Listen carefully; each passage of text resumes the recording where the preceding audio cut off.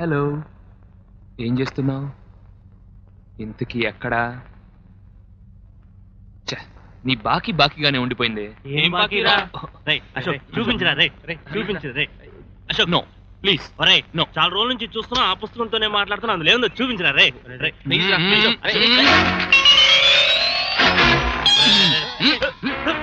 ఒక్కసారి చూపించరా, లేకపోతే గురుగారితో చెప్తాం. గురుగారు చెప్తాను రా బాబు, చెప్తా.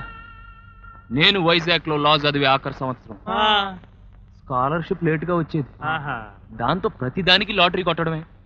ఆకలి కడుపుకి నీళ్లు పోస్తే ఊరుకుంటుంది గాని ఇంటి అద్దె కట్టపోతే ఇంటి ఓనర్ ఊరుకుంటాడా? ఇంటి ఓనర్ నాకు సమస్య అయితే నేను వాడికి సమస్య.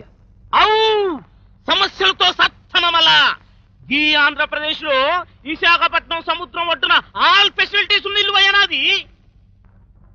ఇవాళ నుంచి కొత్త రూల్స్ పెడతాండా. రాత్రిపూట దీపాలు వెళ్ళకూడదు, బయట పూట పంకాలు తిరగకూడదు, పోయిన మంట రావచ్చు కానీ పొగ రాకూడదు. మళ్ళా వాటాకొక్క బిందె నీళ్లు, రెండో బిందెకు పైసలే కట్టరా. మీకెన్ని సమస్యలున్నా మీరు నాకు అద్దె సమస్య కాకూడదు. మళ్ళా సచ్చినాడా సమస్యలని చచ్చిపోతాం వేరా? ఆ కిల్లి కొట్టాడైతేనే కారు కనవాడు బాకిని జమలో కట్టినదేవి అల్లాలు ఇచ్చేసారు అంటున్నారు, నువ్వు ఇవ్వలేదు అంటున్నావు. అలా సొంచు మాట వేసుకుని ఉంటావేరా? నీ తాకత్తు మీద ప్రమాణం చేస్తున్నా ఇయ్యలేదే. వాళ్ళు నీ దగ్గర పోకిరి మాటలు చెప్తున్నారు. పోరి జర సోంచాయించు, గొంతు జాడించు. అసలు ఈ సొమ్మంతా ఏ గోతులు ఎత్తనవరా? విన్నారా అమ్మ, ఐరావతం నాడిదాన్ని ఈ సుంచు మొహముడితో ఎలాగొచ్చాను అనుకుంటున్నారా? ఈడు హైదరాబాద్ నుంచి మా ఊరు దూళగాయడానికి వచ్చినాడు. పళ్ళు రాలగొడతాను నేను. పాలి మా ఇంటి అరిగి మీద కూకుంటేని ఇల్లుడల్లా గడ్మెట్స్ అటు నుంచి ఇల్లగా అంటున్నాడు. ఏటా అలాగ అంటున్నాడని ఇలా చూశాను. చూస్తేని పనొత్తానా తీయగా ఉంటది కదని అలా గడ్మెట్స్ అటు వెళ్ళిపోనాను. అంతే, లీడు కూడా లేసి వచ్చినందుకు నన్ను ఒళ్ళంతా చెప్పు తీసుకుని పెట్టి కొట్టుకోవాలా? అల్లా తాళం కప్పాడు సంగతేట్రా. ఎప్పుడు చూసినా తాళం వేసి ఉంటది. అద్దె కూడా మనిషిపడ్డ సరికైన రోజును చూసినా మళ్ళీ ఇప్పటిదా కాకపోలేదే. ఇదిగో ఈ ఏలాడి దగ్గర నువ్వు అద్దె వసూలు చేయకపోతే అద్దె వసూలు చేసేదాకా నీకు ఉండదు. దొడ్ల గడిది ఎదవా. ఆడు పడే మస్కరాయుడే.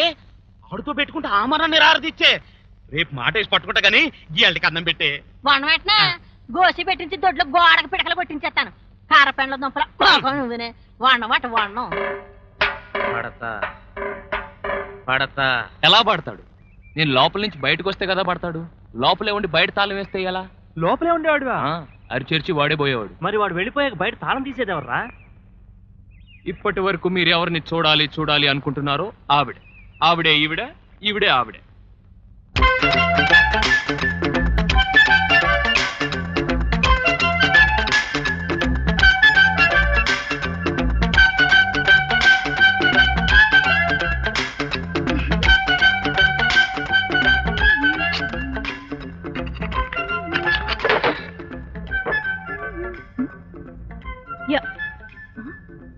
హలో,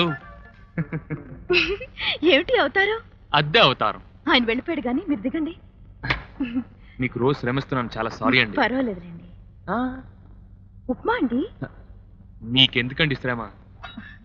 ఏమండి, చెవి కోసం మేకలు అరుస్తుంటే అద్దె ఇచ్చేచ్చు కదండి.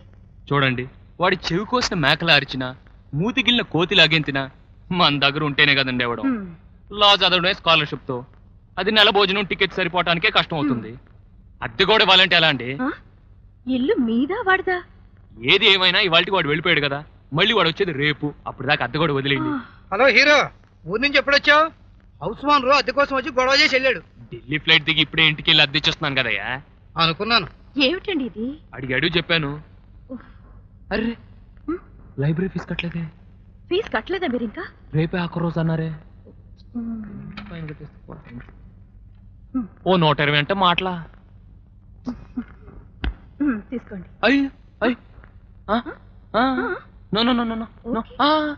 బాధపడతారు. ఈ 120తో పాటు 4720 మీ బాకీ. ఆ 20 ఎత్తుకోలేని తగ్గించుకోండి.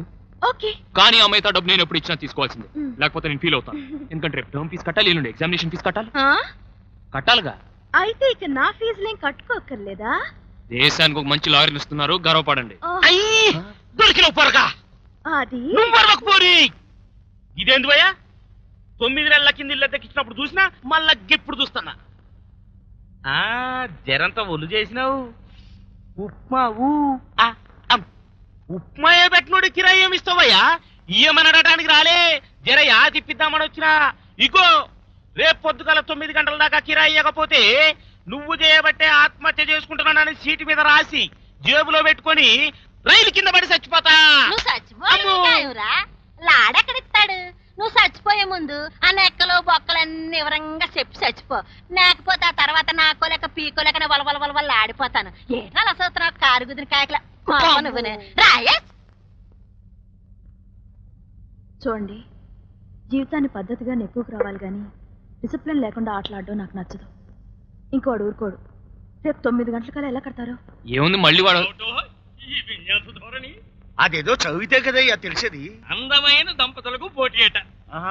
హోటల్ స్వర్గం ప్రొపరేటర్ మ్యారేజ్ డే సందర్భంగా ఉత్తమ దంపతులుగా ఎన్నికైన వారికి 5,000 బహుమతట. ఈడు జోడు వాడి వేడి ఉన్న దంపతులు పోటీలో నెగ్గి బహుమతి పొందవచ్చునట్టయ్యా.